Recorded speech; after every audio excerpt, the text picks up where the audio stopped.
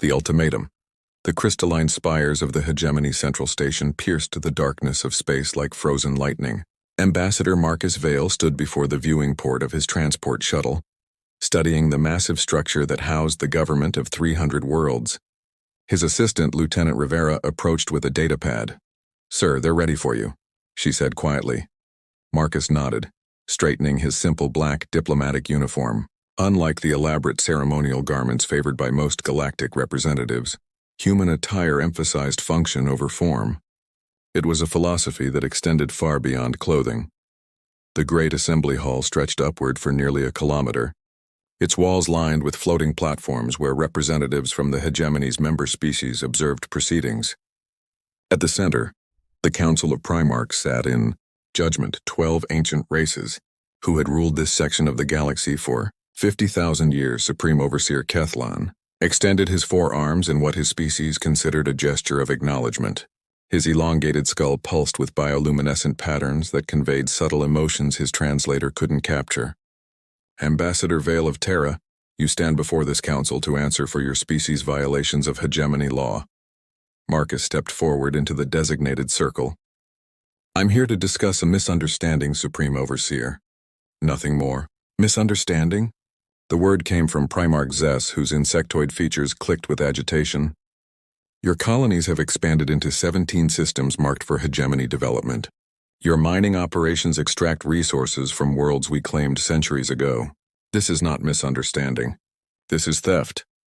"Those systems were abandoned," Marcus replied calmly. "No hegemony infrastructure, no active claims filed in your own databases for over 300 years.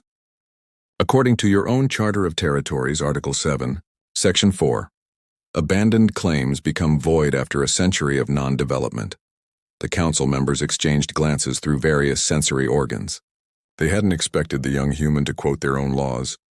"You dare cite our laws to us?"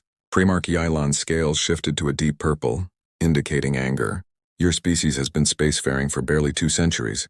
We have maintained order since before your world cooled from stellar dust. And yet," Marcus said, his voice carrying across the vast hall, "in those 2 centuries, we've colonized more worlds than most hegemony members have in a millennium. Perhaps that's the real issue here." The hall erupted in a cacophony of alien voices. Some expressed outrage, others confusion. A few something that might have been amusement. Supreme Overseer Kethlan raised all 4 arms for silence. "Your expansion rate is precisely the problem, human. It speaks of aggression, of a species that consumes without thought for others. The hegemony has maintained peace through careful, measured growth. You threaten that balance." Lieutenant Rivera, standing at the edge of the circle, touched her ear, receiving a message from Earth. Her face remained neutral, but Marcus caught the slight tensing of her shoulders. The vote had been taken. Earth's government had made its decision. "Supreme Overseer," Marcus began, his tone shifting subtly. "Humanity came to the stars hoping to find community. We joined your hegemony in good faith. We followed your rules, paid your tribute, sent our young to die in your border conflicts. And now when we finally begin to thrive, you call us thieves? You will withdraw from the disputed systems," Kethlan stated, not a request but a command.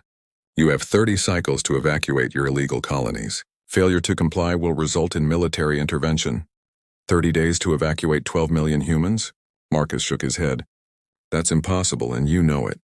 "Then leave them," Primarch Zess suggested coldly. "They can serve the hegemony as laborers. We might even grant them provisional citizenship after a few generations of service." The hall fell silent. Even some of the hegemony representatives seemed shocked by the suggestion. Slavery had been officially abolished within hegemony space, but everyone knew provisional citizenship was slavery by another name. Marcus stood perfectly still for a long moment. When he spoke, his voice was quiet but carried to every corner of the hall. "I need to communicate with my government." "You have 1 hour," Kethlan said. "Return with your answer." Marcus bowed slightly and left the hall with Rivera. Once in their shuttle, she handed him the secure communicator. The face of General Patricia Wong appeared on the screen, her expression grim. "I monitored the whole thing," Wong said without preamble. "The Joint Chiefs are unanimous. Parliament voted. The President signed the authorization 10 minutes ago." "They're giving us no choice," Marcus said. "No, they're not," Wong agreed. Marcus, I need you to go back in there and deliver the message exactly as I give it to you. Every word. Marcus listened, his face growing harder with each sentence. They won't understand what this means. That's the point, Wong replied. They think we're just another young race to be bullied into submission.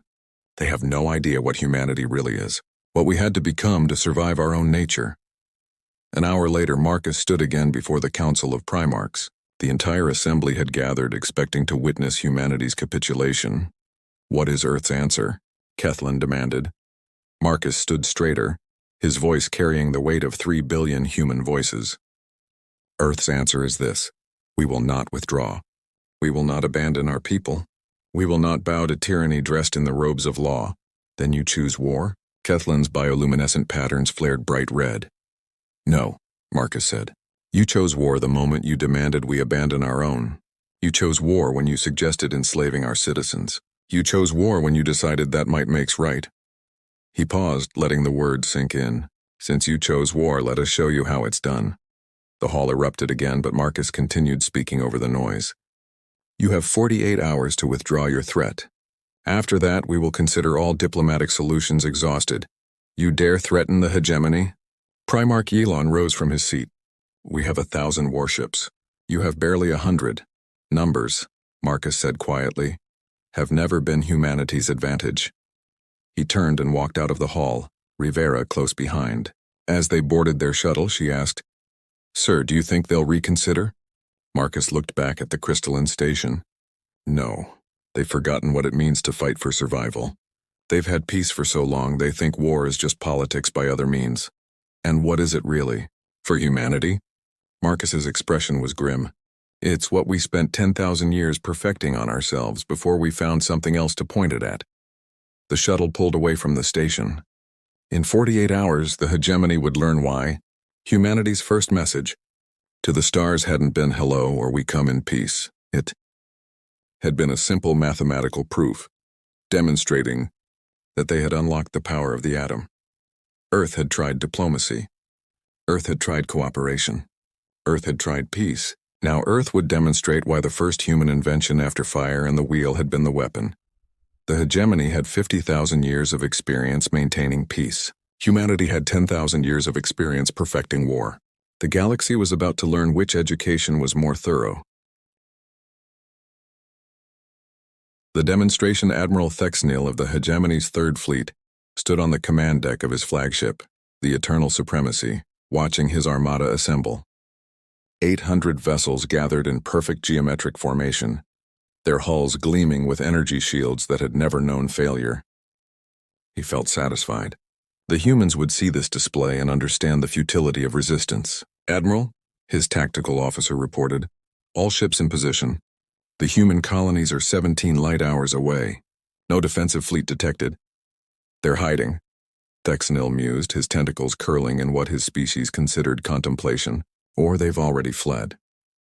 Should we proceed with the attack protocol? Begin broadcasting our demands. Give them one final chance to surrender with dignity.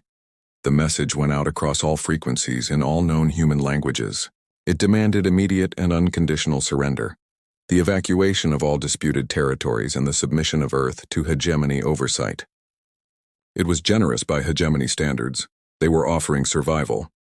10 minutes passed. Then 20, then an hour. Sir, the communications officer's voice carried concern. We're receiving a transmission. It's unusual. Display it. The main screen lit up with a simple text message. You were warned. Operation Porcupine is now active. May your gods help you because we won't. Thexnil's confusion lasted exactly 3 seconds. Then his tactical officer started screaming. Contacts! Multiple contacts. They're everywhere.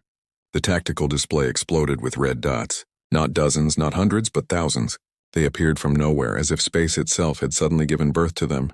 Impossible. Thexnil gasped. Where did they come from? They were here all along, the science officer realized with growing horror. Dormant. Powered down. We're surrounded by a minefield of ships, weapons? I can't tell. The human devices weren't ships in any conventional sense. They were little more than engines strapped to weapons, each one no larger than a shuttle. They had been seeded throughout the system weeks ago. drifting like debris powered down to almost nothing, invisible to sensors looking for active threats. Now they awakened with terrible purpose. "All ships, evasive action," Thexnell commanded, but it was like ordering someone to dodge rain in a storm. The swarm doctrine, humanity's answer to overwhelming force, was beautifully simple. Why build one massive warship when you could build 10,000 smaller ones? Why put all your crew in vulnerable targets when you could pilot them remotely? Why fight fair when survival was at stake? The drone swarms moved with perfect coordination, controlled by quantum-entangled AIs that could process millions of decisions per second. They didn't fight like the hegemony expected, in neat formations exchanging volleys of fire. They fought like angry hornets, like white blood cells attacking an infection, like the collective will of a species that had learned warfare in the mud and blood of their homeworld. Captain Vera Okonkwo watched from the bridge of the HSS Vengeance, one of humanity's few actual warships, hidden in the shadow of a moon 2 systems away. She and her skeleton crew were there simply to observe and, if necessary, accept surrender. The real battle was being fought by Earth's children of silicon and steel. "How many drones do we have active?" she asked her tactical officer. 47,000 in this system alone," came the reply. "The factory ships are producing more every hour." It was humanity's other secret. They didn't just bring weapons to war. They brought the means to make more weapons. Automated factory ships had been consuming asteroids for months, converting raw material into more drones, more missiles, more instruments of calculated violence. The hegemony fleet tried to adapt.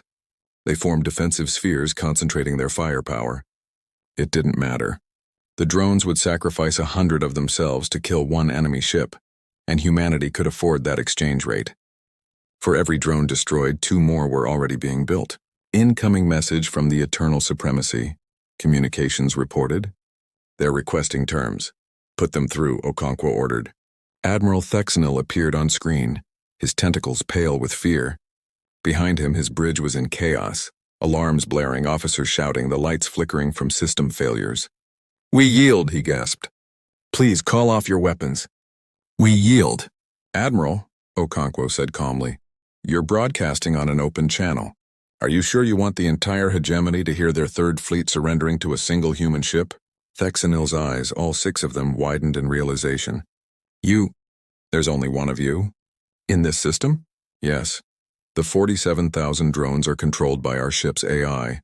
Well, technically by my communications officer's cybernetically enhanced corgi, but that's beside the point." "This is madness." "No, Admiral. This is human warfare.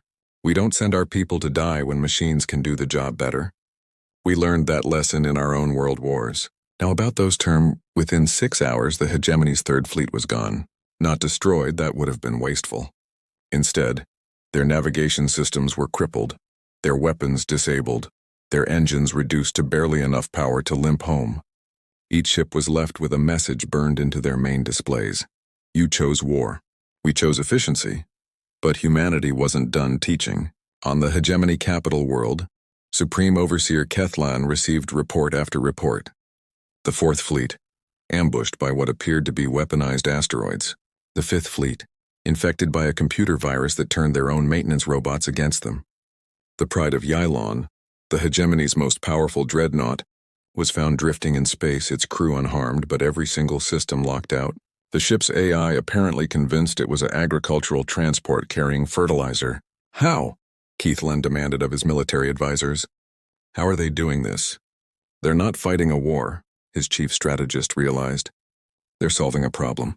And the problem is us." The final message came directly to Kethlan's private chamber, not through official channels, not through ambassadors, but somehow appearing on his personal communicator, a device that should have been unhackable. It was General Patricia Wong, and she looked tired. "Supreme Overseer," she began, "I'm sending this to show you something. Please watch." The screen shifted to show Earth. Then the view pulled back, showing Luna, humanity's moon, and Wong pointed to small dots of light spreading across its surface. "Those are mass drivers," she explained, each one capable of launching a tungsten rod at a significant fraction of light speed. "We have 17,000 of them. They can hit any target in hegemony space within 3 months. They're not smart weapons. They don't need to be. They're just physics. Mass times velocity equals destruction." The view shifted again, showing Mars. Our backup population, 4 billion humans living in underground cities. If Earth falls, they continue. Venus, another 2 billion in cloud cities. Europa, Ganymede, Titan, we're everywhere in our system now. You could destroy Earth tomorrow and humanity would continue. The screen returned to Wong's face. But here's what you need to understand. We don't want to use any of this. We never did. We wanted to explore the stars, to meet new friends, to share knowledge and grow together. But you threatened our children. You demanded we abandon our own. You thought we were weak because we were young. She paused, and when she continued, her voice was softer. We're not young. We're experienced. We've been killing each other for millennia, and we got very, very good at it. Then we realized something. We were wasting our potential on fighting ourselves. So we stopped, we united. We looked to the stars hoping to find something better than what we'd been. Instead, we found you, and you're making the same mistakes we did. The difference is we learned from ours. The message ended with coordinates and a time, 48 hours after humanity's ultimatum expired. Supreme Overseer Kethlin met with Ambassador Marcus Vale aboard a neutral station. No fleets, no weapons, just two representatives of their species. What do you want? Kethlin asked. What we always wanted, Marcus replied. To keep what's ours. To be left in peace. To be treated as equals, not subjects. And if we refuse? Marcus sighed. Then we'll do what humans have always done when faced with extinction. We'll survive. And we'll make sure you don't threaten us again. You would commit genocide? No, Marcus said firmly. We would commit victory. There's a difference. Genocide is about hate. Victory is about survival. We don't hate you, Supreme Overseer. We nothing you. You're just an obstacle to our survival. And humanity has gotten very good at removing obstacles. Kethlin was silent for a long moment. The council will need to vote. They already have, Marcus said. 3 Primarchs have already agreed to our terms. 4 more are considering. Your fleet commanders are refusing orders to engage human colonies. Your own people are questioning why they should die for systems you hadn't even bothered to develop. He stood to leave, then turned back. We could have been friends. We could have achieved great things together. That offer still stands, but if you insist on being our enemy, he shrugged. We've had a lot of practice dealing with enemies. The hegemony formally recognized human sovereignty 3 days later. The disputed systems were acknowledged as human territory. Trade agreements were signed. Peace was restored.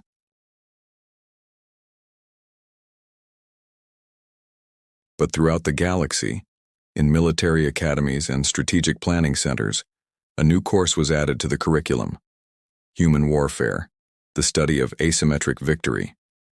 The first lesson was always the same. Never threaten humanity's children. They will show you how war is really done.